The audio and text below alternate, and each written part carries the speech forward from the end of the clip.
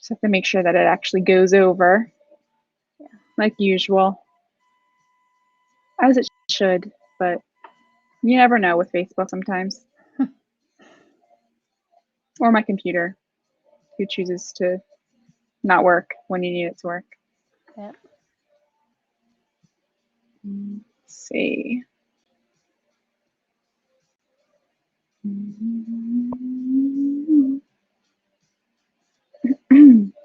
Excuse me. Okay, that went. Let's check here. Oop. Where are you? See, this is why we do it a couple minutes earlier too, in case I can't find it. But no, registration, like I said yesterday, has been coming in, so people are excited. Great. And I'm excited too. It'll be fun. Should be. It should be. Oh goodness, where are you?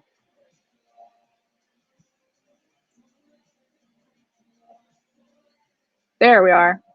There we go. Good. Okay.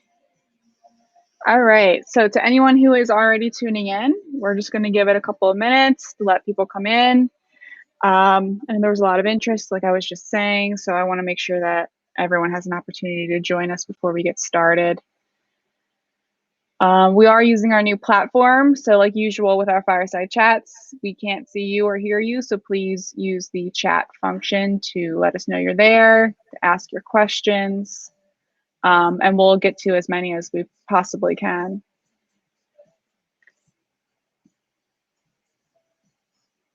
But we'll just give it another couple of minutes. And I hope that everyone who's tuning in is going to consider joining us in August for our conference. I always have to do that little plug. I am so excited. Yeah. Very exciting. And if you haven't submitted a proposal, we'd love to have your proposal too to look over, which the deadline was extended to Monday the 22nd. So hopefully, I know everyone's been really busy, and I've talked to a bunch of people, and the schedules have just been like crazy lately for everyone, that it's been hard to find the time to just sit down and get it done unless you have them prepared in advance, as some of us do.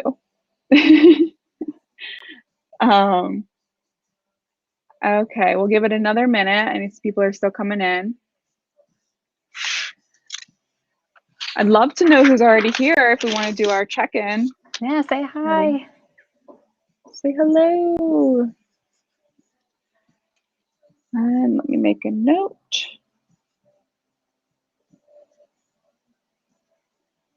Okay. Oh, what's today? The 17th? 17th. Days blend together as well. All right, so before we go ahead and get started in just a few more seconds, I just want to say that if anyone, we've had a few firesides that come up from Facebook. Oh, hello from Mississippi State University. Yay. Hi, Marilyn. Awesome. Thank you for joining us today. I think I said it during our last fireside that we had some ideas that popped up on Facebook and became a fireside chat. So please feel free to reach out, help@avte.net if you have any ideas that we'd love to talk with you about scheduling a fireside. I know Beth has done these before for us, and she talked with our conference as well, so she's an old hat. But hi, Teresa. Lovely to see you. Hey, Jennifer. Well, see you. Ah, yes. Hi, Jennifer from the University of Cincinnati.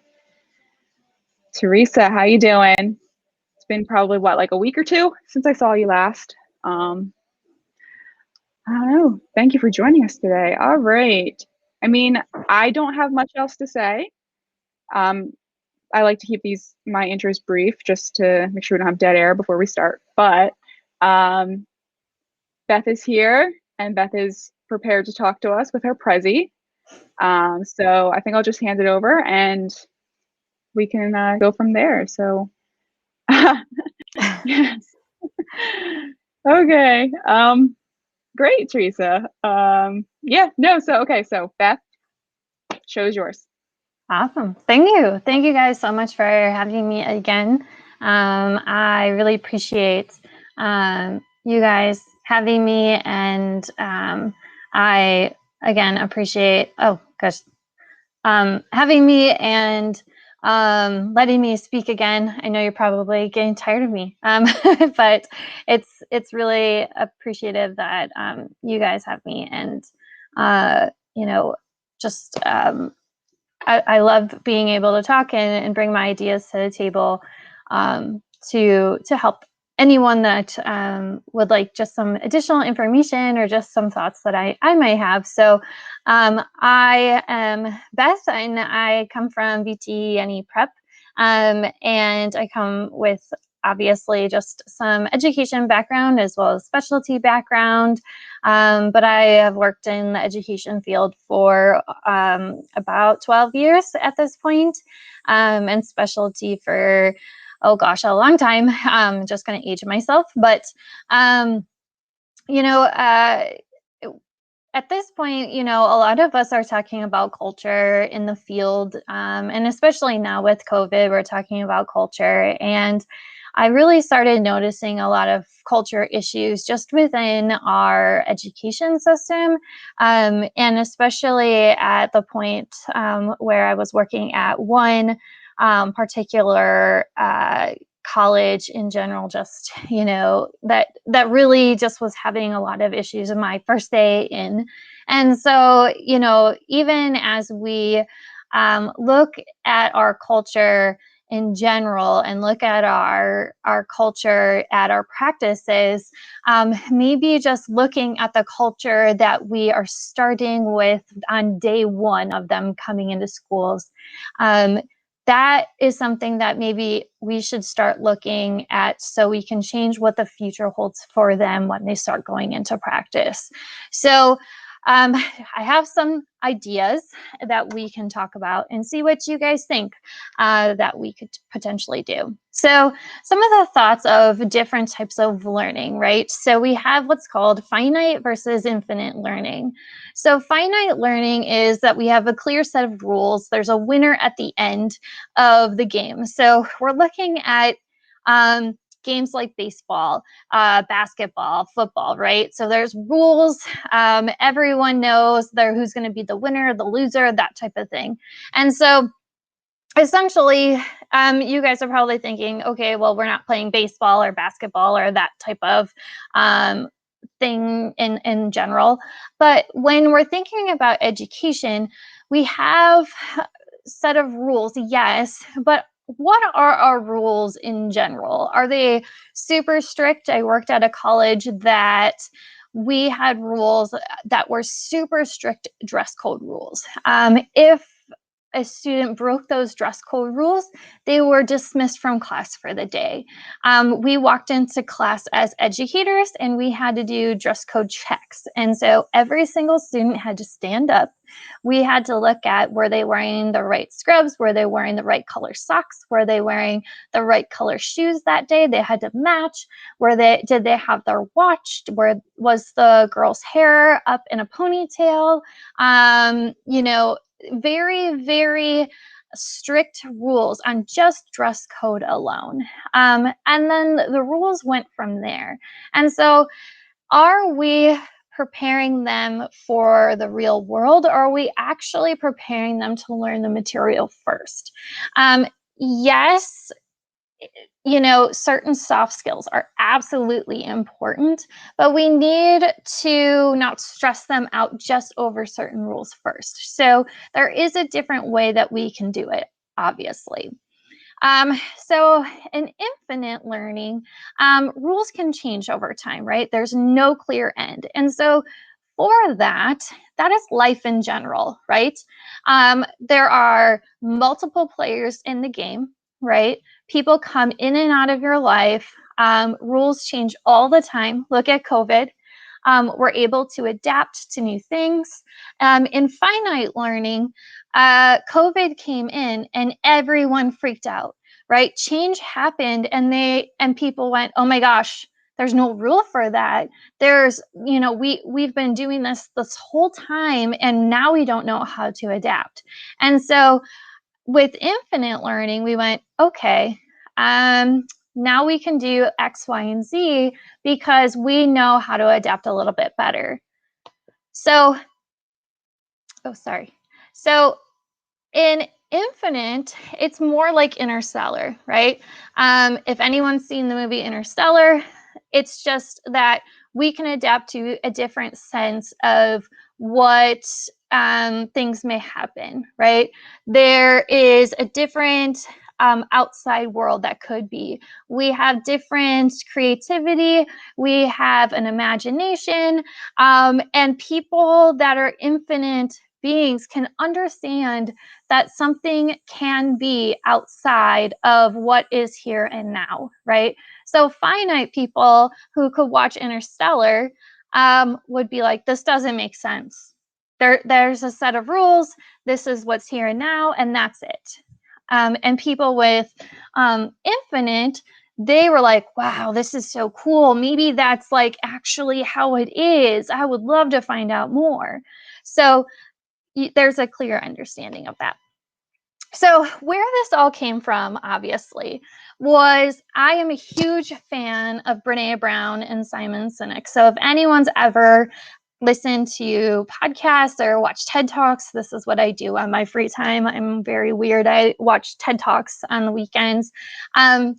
This came from a podcast where Brené Brown and Simon Sinek, they sat down and they were talking about infinite mindset. And so if you guys have time to sit down and listen to this, that's great. Simon Sinek also has a book, and I immediately bought it because it was really, really fantastic. And so truly this applies to if you are in education, it applies to if you are running a business, it's just life in general. So it's really, really awesome. And I'm so glad I was able to bring this to you guys. So essentially, who is the competition, right? So when we're talking about finite learning, who's the competition in the end? Like I was saying, you're competing against the winner and loser. And so the players, someone you're competing with, you have to be the winner. So it could be the person who is next to you in classroom, right? So you want the best grade in the class. It's not about who is next to you in class that's the best. You know, we're pushing those students to, you need to be the winner in class. Or you might be competing with a different teacher. So we don't want to push everyone in our field to be, you need to be better than the next person. In infinite learning, we want everyone to know that we are trying to do what's best for the greater good, right?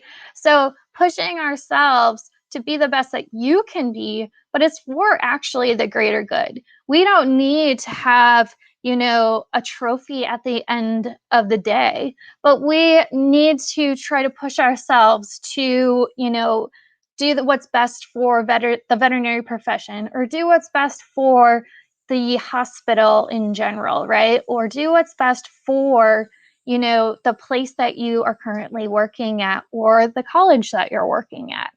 So when we have some competition at the college or competition in the classroom, it can cause a toxic school culture, right? It brings down that culture in your workplace. It creates a fragmented team because people are competing with each other, and you're not really serving your classroom, you're serving just that adult atmosphere. In infinite learning, you are having those success, the joy, the accomplishment of everyone, and it's creating that positive school culture.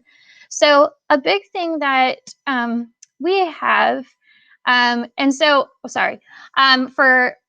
for finite players, basically what we're doing is we're explaining, we're demonstrating, we're guiding them through everything, and then we enable them to essentially go out into the real world.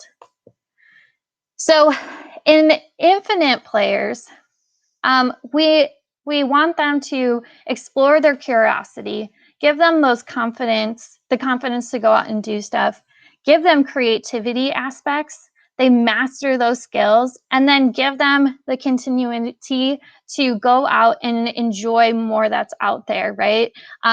Do additional learning that's out there too. So, a big thing that we do for infinite learning as well, and one big thing that we did at our college that had, as I said in the beginning, that had a really poor culture the day one that I walked in, was I listened to the students of what they were really upset about. And so the first day I walked in and I felt like I was almost in a prison. And I think the reason why was because one girl had a toothache. So she had an ice pack on her cheek. And so I thought, oh my gosh, did someone like hit her? But it truly was that she just had a toothache. And another girl just had this huge frown on her face, and other kids just felt broken. And I started my first day and I was supposed to just kind of watch. And another teacher, she was supposed to go on maternity leave like in the next week. But of course, my first day, she goes into labor. And so the person that was walking me around, she goes, "Do you mind just like jumping in and teaching your classes?" And so luckily, I did have stuff prepared. I felt like beforehand, what if something happens? I should have something prepared. And so I did everything the best I could. And at the end of the day, the dean sits down with me and she goes, "Please come back the next day." And so I thought to myself, this dean has to know that culture here is bad. And so it was really important to me to sit down with these students and figure out, what do you guys need? And so they mentioned to me all these things that they really felt were really important to them. And so it was important to me to have them do that work with my help, but me take a seat back and let them really feel like they were going to do that accomplishment for themselves. And so creating that enrichment program, which I know that you guys have seen, was something that I felt in my end was such a huge accomplishment that I'm so proud of that they did. And I know that they are entirely proud of. And so it was an ongoing process, an ongoing accomplishment over multiple terms that students after students after students were able to do. And so that's infinite learning right there. And so they had that success and that joy and accomplishment. Yes, at first they hated it because it was so much work. But after they saw that accomplishment and what was happening with the animals and the students and the joy that they were getting out of it, they felt so good. And that morale and the culture just grew and grew and grew so quickly. It was a lot of work for sure, but it was well worth it. So here is actually the enrichment project itself. And so you can see they're working really hard in this enrichment project of just organizing their thoughts, what they think that they are going to do. This has nothing to do with me. I just walked around the classroom and listened to their ideas and essentially said, "That's a great thought. I love that idea. Why don't you write it down?" It had nothing to do with me actually guiding them or telling them what to do. I just kind of, just reassured them that they were on the right track. So there's 5 essential practices for all infinite mindset leaders. So advance a just cause. So continuing what you think is the right thing to do, right? If we believe that there's something that we think is really, really important, we should continue to do it. So this was a really important enrichment project to me. And there are many times that, administration thought it was too much work and, it wasn't a great idea, or there wasn't enough funding or something like that. And little me, right? I had to continue to really push for it. Many of my students also did the same thing. They felt it was really important for the animals and for the students. So we really stood up for that. And then building a trustworthy team. Finally, after a long time, our staff members, built that trust within our team. They were very divided before. And so after they started seeing morale was changing, that culture was changing, we all really gathered together and we were able to build that trusting team. I don't think that it obviously was just due to me, but I think it was the fact that there was so much different culture change, and just that the students were having more fun. We were having more fun in class, and they knew that they could trust everyone again, where maybe some trust was broken at some point. And then study your worthy rivals. And so the rival part is supposed to mean here that rival doesn't have to be a negative term, right? So our students always thought that there was one teacher and myself that were against each other, right? And so they would play what we would call mommy and daddy. And so it really was about the fact that myself and this other teacher, we actually used to work together. And so her and I really worked hard to kind of build this relationship where, you know, she would find something that was really cool, implement it within her class, and I would say, that's a great idea. Or, you know, I would really try to push myself when she was doing something really cool too. So we really pushed ourselves to be better and better from each other, you know. So she really went to the program director route, and I really went to the education route, and she became a fantastic program director, and I really just wanted to focus on being the best educator in a classroom that I could be. And so the next part is prepare for different types of flexibility. So be flexible in your classroom. You know, if something's not working in your classroom, definitely change it. I don't think there was one class every term that I taught exactly the same. I changed things all the time. And I will tell you that I changed this PowerPoint right before I actually presented it, just because, you know, you can always make things better. And then demonstrate the courage to lead. Everyone has the capability of being a leader. You just have to lead.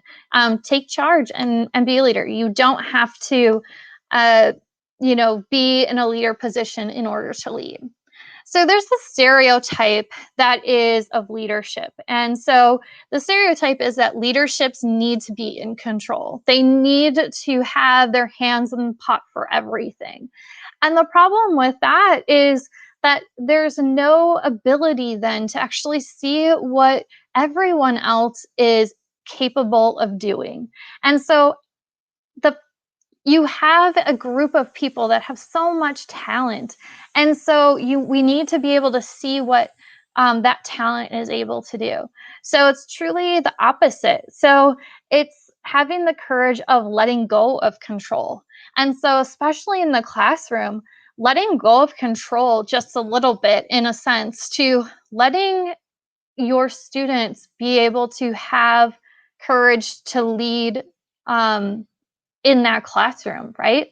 And so in here, giving them that enrichment project and giving them a chance to lead. So here was a class that they were above a different class. So I gave them the opportunity to lead the other class in this enrichment project, which gave them the opportunity of supervising that class. So they had to prepare a schedule, they had to do communication skills, and let me tell you, it took some time to be able for them to learn all of those capabilities. So there's a lot of different aspects that they had to learn during school to be able to bring that into the field later on when they get out of school. So creativity. So creativity, a lot of people confuse with the fact that creativity is not art. It is a skill. And our students are very, very creative. We just have to pull it out of them. And in veterinary medicine, we have to be very creative. The medical field is made for human medicine. And so when we work in the veterinary field, we have to adapt a lot of those things to be able to form it for our animals. And so we have to teach our students how to be creative. So we also have to teach our students how to be empathetic, and then also that creativity. And so a lot of times our students, we teach them those skills in school of, you know, the AVMA required skills, and we say that's all we have time to do. But we have to make time to teach them these skills of empathy that they're going to encounter. And we also have to make time to teach them things that they really are curious about. So it does take time to teach them that, and some people learn it quicker than others. So we have to be able to make time for everyone. So the mindset is no longer, this is how I learned it in school. It is very, very frustrating to hear that. And we have to adapt. You know, maybe what we learned 20 years ago is not going to work anymore for the generation we're teaching. And what we are doing is just not working anymore.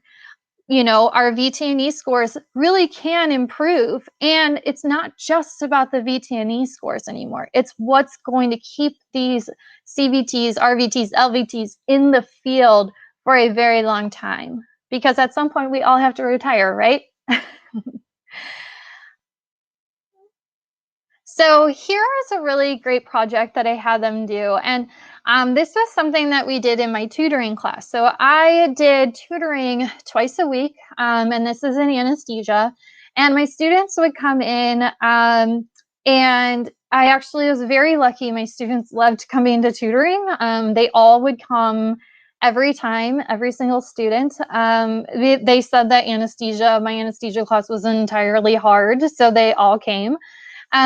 But what they did was they came up to the board and they classified all of the multimodal anesthesia drugs. And so I just kind of sat back and let them go at it. And so they just all worked together in order to be creative and make something that made sense to them on how to classify it. So I just took a picture of the board when they were done doing that. And you guys have probably seen the flow chart that I made afterwards for it on the AVTE page that looks a little bit nicer than this, but that actually came from our one day in tutoring. So they are the ones that did a great job in doing this. So it just goes to show that even in tutoring, they can really be productive and make a great learning experience to help others and helping themselves too to learn. So other creative projects that we did during that time was, giving them the opportunity to learn for themselves and then also teaching others. So rather than me actually just teaching them about opioids or the history of anesthesia or just really things that, they're just going to sit back and kind of daydream about, I wanted them to be able to find really interesting facts about things or give them opportunities to be creative too. And so I gave them essentially literally a piece of paper that looked just like this. And I said, here's your project and go for it. And so they always hated me for the fact that I gave them very little, but it gave them an opportunity to be as creative as possible. And so they got to pick one of these things that they could do, and they could pretty much do whatever they wanted with it. Many times they would present it to the class, and they really did a great job with it. So the history of anesthesia was really cool. I even let them do just like history of analgesia as well. The really fun part was, can animals become dependent on opioids? We got some really good research on that. The most fantastic thing out there was children's books related to anesthesia. So they had to break it down from the stages of anesthesia, stages and planes, so that children could understand what their pet was going to go through while they were under anesthesia. And so they had to read that to all of the students and make it a fun learning experience. So this way the students were learning at the same time, and they were being creative to write a children's book. And there were so many books that were so good that I said, you know, there are no anesthesia books out there for children. This could be something that you could publish. And so it gave them additional confidence that they were writing things that were really great. They were making projects, and then they were presenting these things in front of the class.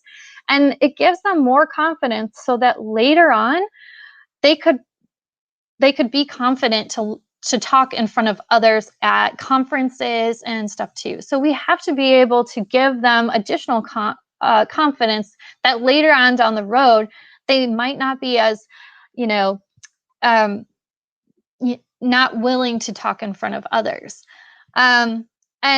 And so we also had protocols from other countries, which they were shocked by.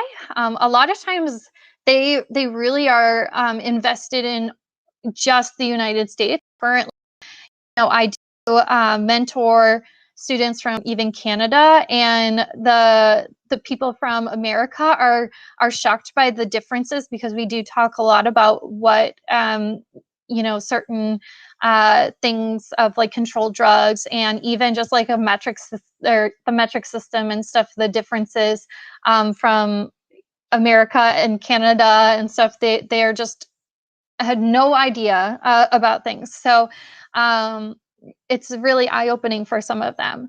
And then the best ways to manage chronic pain. So this gave them an opportunity to give an opinionated statement, obviously, of ways that they think are the best way to manage chronic pain. And so they just listed off a bunch of different ways that they could manage chronic pain. And so there was so many different options that they went through. And they had to have a clear understanding of what could be managed by chronic pain. And they had so many different resources they had to find.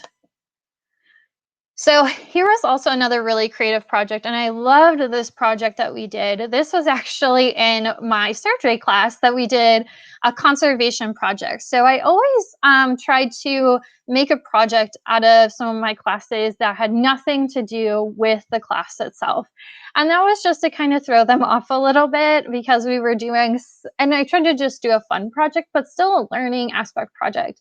And we didn't talk a lot about conservation medicine or anything in that regard during our program. And so I really wanted to give them a feel of what that looked like and what they could do as a CVT. And so this was some really great learning aspects for all of us, even myself. I enjoyed this project so much. And so this was one that he did about just changing ourselves in general. But essentially, we had so many good ones of every different animal I can think of.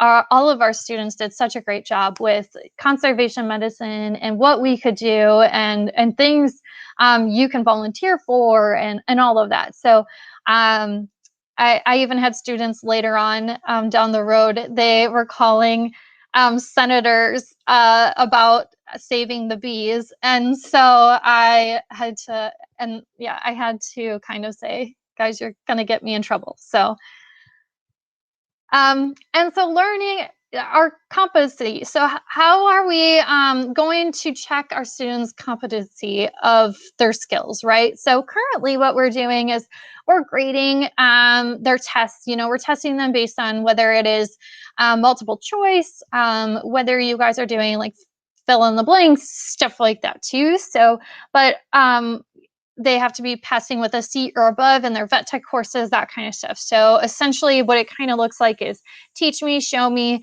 let me practice, assess me, let me show you what I can do, recognize me, and then the process continues. And so it's how are they essentially keeping all that information in their head, especially when there's so much information. It is really, really hard. And so when I get them for VTNE Prep, many times they forget, and especially when it's over multiple years. And so it's not necessarily anyone's fault by that means. It's just that it's not being retained for a long time. And so how can we get them to remember those things, especially when a lot of times they're doing that memorization factor, we're presenting these things in class to them. How can we change that? Many times, if we have them experience those things, that experience sticks in their minds, right? When they are the ones experiencing it, experiencing it and then showing it to everyone so that they're teaching it, then it's maybe something that they can kind of keep in their mind, right? They can recall it later. And so here was a surgery presentation that they were able to do where they actually experienced the case itself and then presented it to the class. And so they were able to recall that later. They showed the whole procedure itself, how that worked. And that is something that they might be able to recall then later a little bit better than if I just sat there and talked about it to them, and then they tested on it. And so here, I don't necessarily have to test them on this because I know here they have that competency of this aspect of what they have done. So our classroom management strategy. So how are we going to manage our classrooms? How are we going to set up our classroom and know that how we are going to teach, right? So what are we going to teach? How are we going to bring up our students and to put them out in the field? So what's really important is that we give them those soft skills, right? They have to be successful. They have to be hireable, right? So we have to model good behavior ourselves. And we have to address bad behavior quickly. That's really important. Let our students also establish guidelines for the classroom, right? They know what's good behavior or bad behavior. And that way, you guys are all on the same page. Yes, you're going to make up certain rules too, but like they should be able to be like, no, these are clear expectations of everyone as well. They all don't want cell phones in the classroom. Believe me, they don't, because it's annoying.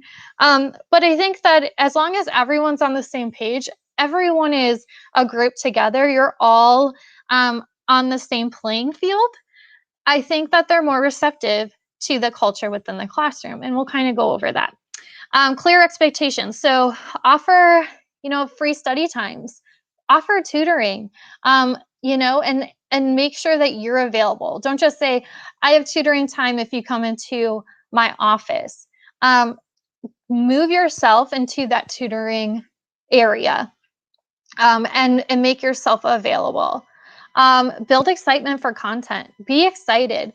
I had so many students who would say, I loved learning that because you were so excited about it. You were always excited about the new thing that just came out or whatever. Or I think it was just because I always drank a lot of coffee, so I was just excited about everything. But they would say, like, you're just so excited all the time. So just be excited about content. Even if you don't feel excited about it, if you really hate dentistry or something, like I'm not a huge fan of dentistry, but I was always so excited about it because we got to do a procedure, or that we got to help animals, really, because we would bring them in and do a procedure. And I also knew that the students loved it. So that's why I really like doing it. Assign open-ended projects, just like the enrichment program. Think of different projects that you would be able to do, an open-ended project that's going to be kind of fun for your team. And then gamify personal learning plans. So this is something where you can give experience points, just like the surgery presentations that I did.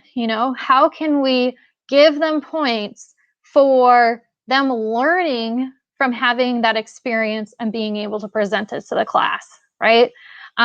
Or their externship and presenting to the class from their externship. How can you give those type of points? Empathy. Learn about your students. Observe and interview them by asking them questions. What's going on at home? I'm noticing something different. Or it doesn't even have to be the fact that they're having a bad day. Like, ask them questions because they're doing great, listen to them, and don't feel like you have to say anything. And then communication wise, watch your nonverbal communication. That's really important. Make positive connections. I always recommend stickers. Number one is really good. No matter what, college kids love stickers. It doesn't matter. Adults love stickers. And they get so mad if you don't give them a sticker on accident. They love stickers. And then offer praise, gather feedback. Feedback is really important no matter what. And don't take offense to it, just kind of take charge and, change what you need to change. So students are awarded for learning, not just for the right answer, right? So sometimes guessing works, but we also need to kind of take, look at the fact that, hey, we don't need to only assess tests, but we need to look at how we can check learning as well.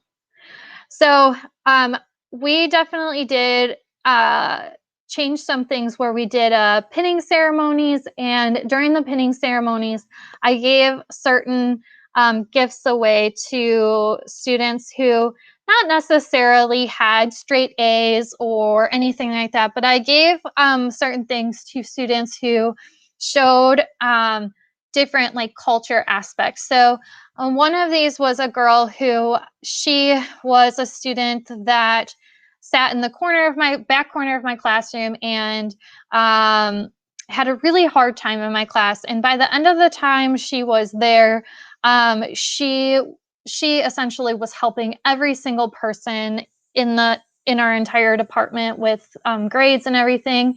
And she just was the most positive person of culture that there could be. And so she didn't have straight A's, but she had decent grades by the end. In the beginning, she didn't have the best of grades, but I pushed her really hard, and she turned out really great. And so I felt like she deserved to be recognized. The guy at the bottom there, same deal. Wonderful, wonderful person. He always brought up everyone's spirit. And so he also, you can see I'm pinning a tongue depressor on him. He would put tongue depressors in everyone's pockets all the time. So I pinned a tongue depressor on him instead of his actual pin at first, because he, just as a joke. But these people I wanted to recognize just for the fact that they brought such a wonderful aspect to the culture of our school in general. And then another thing that I did was everyone loved my dog. So I gave them a keychain of my dog, just as a positive thing to remember my dog by as a token too. So I think they enjoyed that. So as a finite learner or thinker, they lack innovation. They fall back just on their training aspects of things.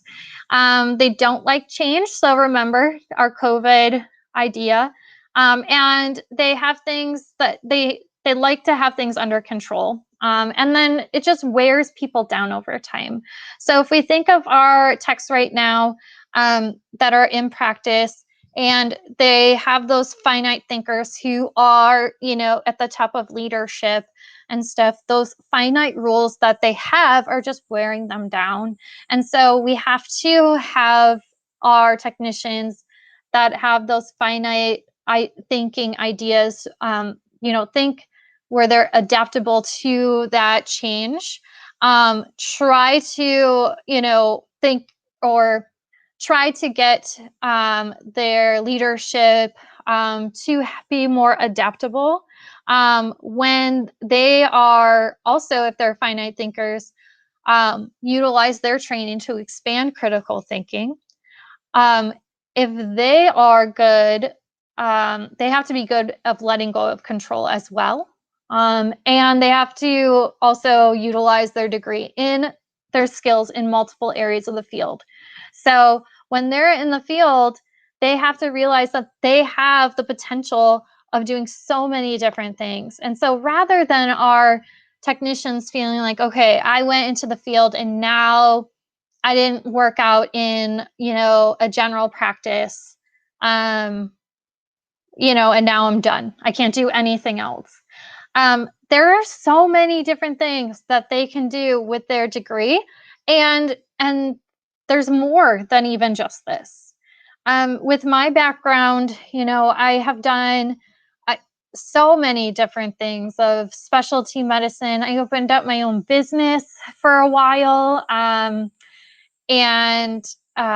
then I went back into teaching, and then from there, I now work at a nonprofit. And so they have so many different things that they'll be able to do with their degree if they think that they can be adaptable to whatever they want to do. So another thing that we have to also think about is our DE&I. So DE&I is also another thing that we are really putting on our plates to think about a lot. And you probably have a DE&I committee within your program, or thinking about putting that in your program, but we have to think of it on a multi-level aspect. And so it's not just about thinking of it as, whether it's race or gender or anything to that level, but we also have to think about it as in the veterinary field in general, right? So we have to think about it in even our classroom setting, okay? So our classroom setting, we have a populated pool of individuals. That's diversity, right? So that means we have all of the individuals within our classroom, and they're all different, including us, as an educator. Inclusion means that we have invited all of them into our classroom. Everyone was invited. But equity means that everyone has an equal seat at the table. And that's the hard part. Every single classroom that you probably go into, or almost every, I should say, not every person is equal in that classroom, right?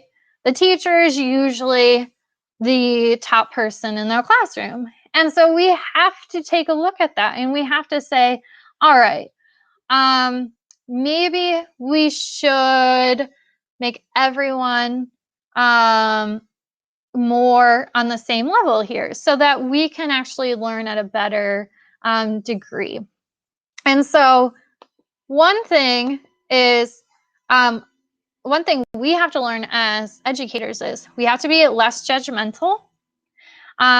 We are really good at not listening at times, and we are really quick to argue, like about anything, and we can be divisive at times too.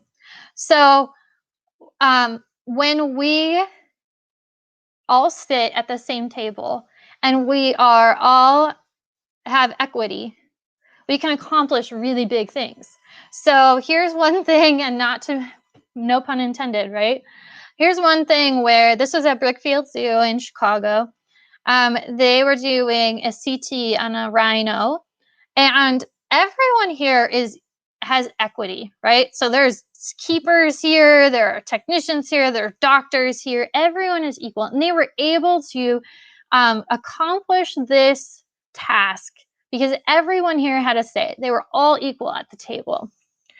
And so here's one thing that I've proposed for our conference to talk more about. But our traditional setting of teaching is that we have our teacher and they are lecturing of some sort, right? And it's harder for students to actually talk to everyone, right? There's something called Harkness teaching. And so the Harkness teaching is where everyone's sitting at the table. And truly what happens is the teacher kind of sits back. What the teacher does during this time is they kind of just sit there and assure like everyone's participating. And everyone else is the one that's kind of contributing to the Harkness conversation.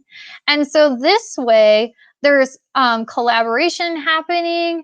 We're discussing content so that more people are able to talk about things. If people have their laptops, it's great because they can look up information, or their books and all of that. And so you don't have, sure, if you're prepared, that's awesome. But this way, you're able to really contribute to the conversation. And so no one's necessarily wrong, but we can elaborate more on everything. So it's a really great conversation, and you guys all leave with knowing more information. And it's not necessarily just the job of the educator to relay all that information out. And it's such a great conversation. So in the end, culture can inspire. It really can. And so one quote that I just loved from the book from Simon Sinek was, "When it's time to leave the game, we will look back on our lives and careers and say, I lived a life worth living. And more important, when imagining what the future holds, we will see how many people we have inspired to carry on the journey without us." So one great app that I just loved that just came out was Vets in Mind. And so if you haven't checked it out yet, I would.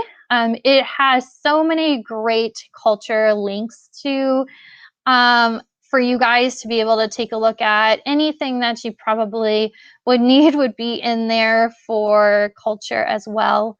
If you guys have any questions for me outside of today, please feel free to email me. And I just thank you guys again for reaching out and having me talk today.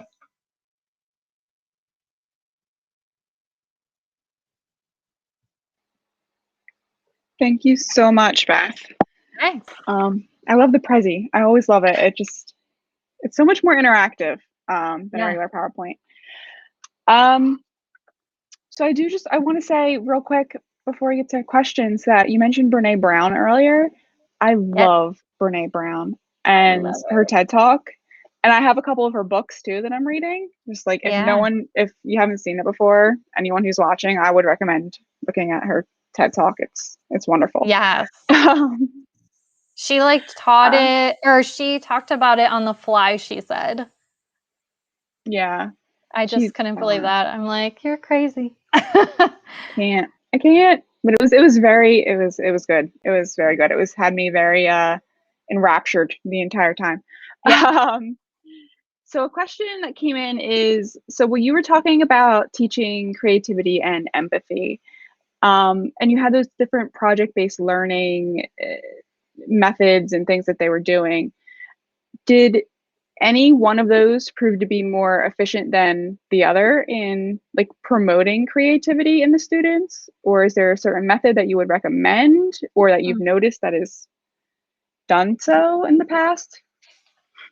Yeah,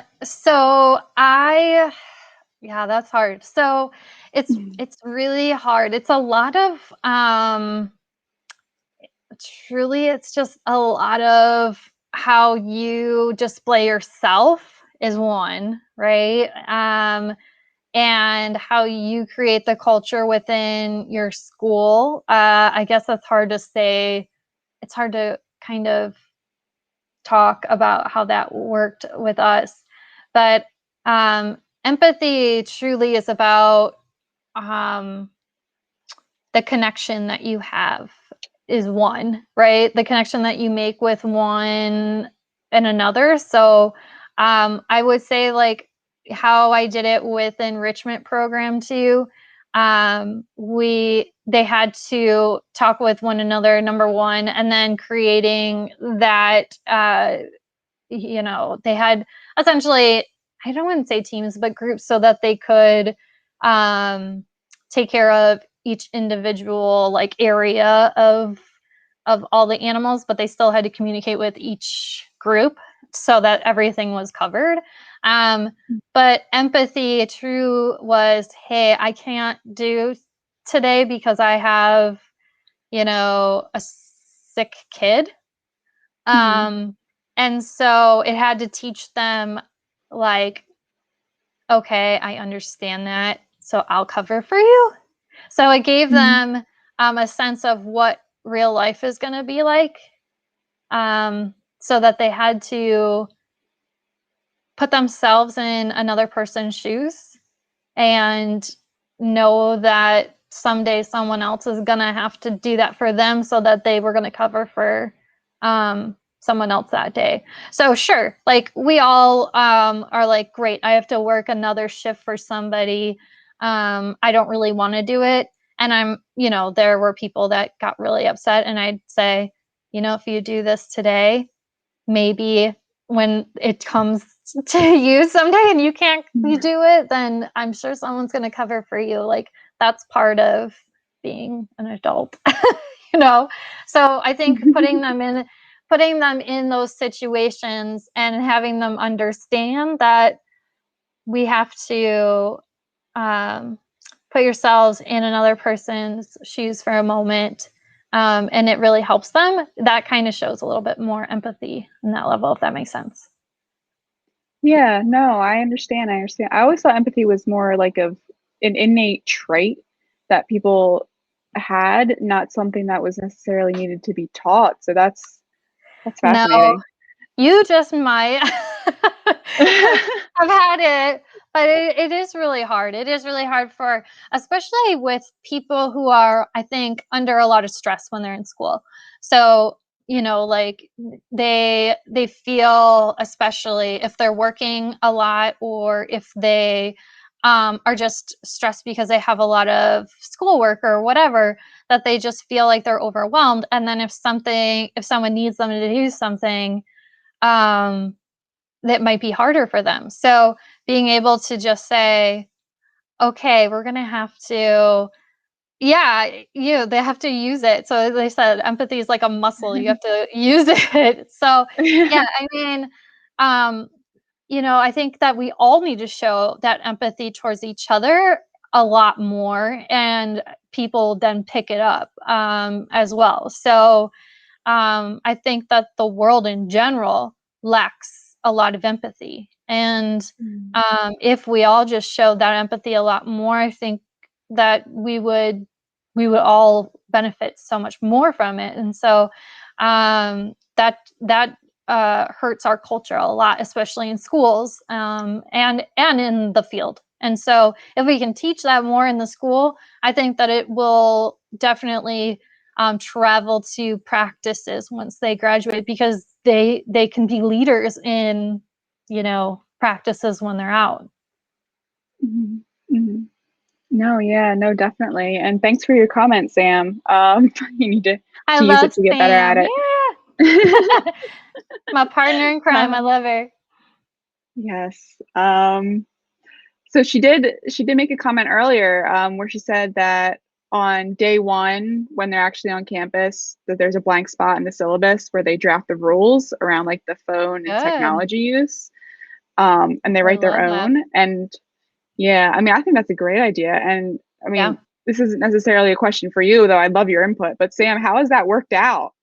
Does it tend to help more when they're making the rules for themselves? I found that for when I was student teaching for elementary kids, but I haven't taught obviously university level.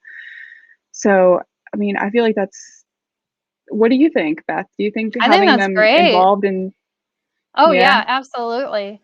I mean, when you have someone that's telling you these are the rules, it Mhm. it creates this, do you want to break the rules more, or you're at this animosity, right? Like, it's hard. Mhm. It's hard to but when you put yourself at the same level as your students, and you say, hey, let's create our mission, let's create our vision. Why are we here, right? Like, why are we here? What Mhm. are you guys here for? Let's create our, it's almost like, let's create this classroom like we're a practice, and let's Mhm. create what we want to accomplish in this class, and what are the rules that we all want to follow, including myself, because I am this at the same level as you. Mhm. And I would be like so bad, and we weren't supposed to eat in the classroom, right? So Mhm. that was not my rule, that was the school's rule, even though I'd let them eat in the class all the time because they didn't get lunch. So, but I would walk in and I was very bad with donuts because people would bring donuts all the time. So I'd walk in with a donut all the time and they would give me a hard time because they're like, Beth, you're not supposed to eat in the class. But like, that's a good example because I am not above them technically, right? We should all be equal. So I think that if we all keep ourselves with equity to be equal and sitting at the same table together, they feel like, hey, we can do this together. We're accomplishing this together. So. No, I get that. Yeah. Yeah, they simply of take control and ownership yeah, of themselves. Absolutely. Sam, we need to definitely. have you on here. You got like I think she's planning a panel. I think she's planning a I panel. know. That's the I latest talk love on it. I Facebook. love it. There's Yeah. so what book do you recommend from Brene Brown? Have you read one of her? I haven't read Brene Brown's. I read Simon Sinek's new book. I have, I can't remember the title. I'll grab it while I ask you the next question, if you don't mind. Okay. So I really liked you talk when you were talking about the creative project-based learning and the children's book on anesthesia. Yeah. Yeah. Like, because I know explaining things to someone helps me understand, and explaining it to children is a whole nother story. So like, how did that idea come about? Like, where did that come from? Okay, so my husband's a teacher too, so I'm very, very lucky that my husband is a high school science teacher. So I throw a lot of ideas at him, and so we were playing with ideas of what projects we could do. And so he mentioned, how about you make them write a children's book? And so that's when I said, oh, that's perfect. Like I can make them. And so he just said children's book. And so that's when I was like, that's perfect. I can make them write a children's book for anesthesia. So, but they loved it. They loved that. I mean, I got so many different children's books of like, one was like a Pokemon one, and they were like great, like illustrations too.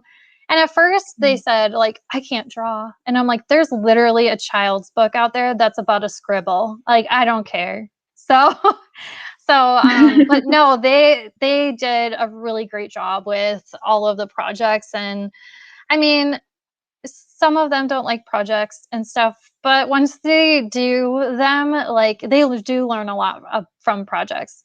So yeah, I mean, my husband does a lot of projects for his classes too. So I'm really lucky that I can pick his brain. So No, yeah, I think it's an excellent idea. And Sam did just post, you're saving us today, Sam. You did just post more titles for Brene Brown, but I found, so the one that I really like and the one that I'm in the midst of reading is Dare to Lead, which I think is excellent. And while, yeah. And then while I was over there, I also noticed that I have this mindset book. Just thought I'd mention it, by the way, too, because it was an excellent read for teachers. But yeah, so also real quick, I know we're running, we're already at 3:01, but I've got to thank you for coming, Cindy. Last question real quick that I have, the current competency slide that you had, you had the graphic on there. Where did you find that graphic? I made it. You made it? The current competency slide? No, the competency slide. Trying to think which one you're talking about. It was like a circle with the arrows going around and the different steps. Hold on, let me check.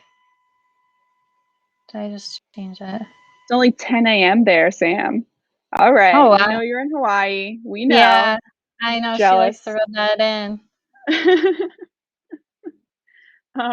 While you're checking for that, my colleague is going to post the survey link in the comments. We always appreciate feedback on any possible future topics that you're interested in hearing about and how we can improve, what we can do. So if you have not even a minute to go ahead and click that link and take the survey, we would really appreciate your feedback. I'll have to check where I got that Mhm. picture from. But I'll send it to you. I appreciate that. Yeah. Yeah. 'Cause I'd love to know where that came from. Yeah. But I made one of them. So yeah. But I was Well, like, wait, I made that. No, but I made the next slide one. So Gotcha. awesome. But yeah, I'll send that to you so you Mhm. guys can share it. No, I appreciate it. I really wanted to know where that came from. Yeah. So if there's no more questions, then I think we can call it a wrap and just thank you again for taking the time and going through the Prezi with us and talking to us. And we always love hearing you talk for us and sharing your thoughts and your projects. I remember your projects from last time when you did your presentation and the Great. project-based learning. I do. Yeah.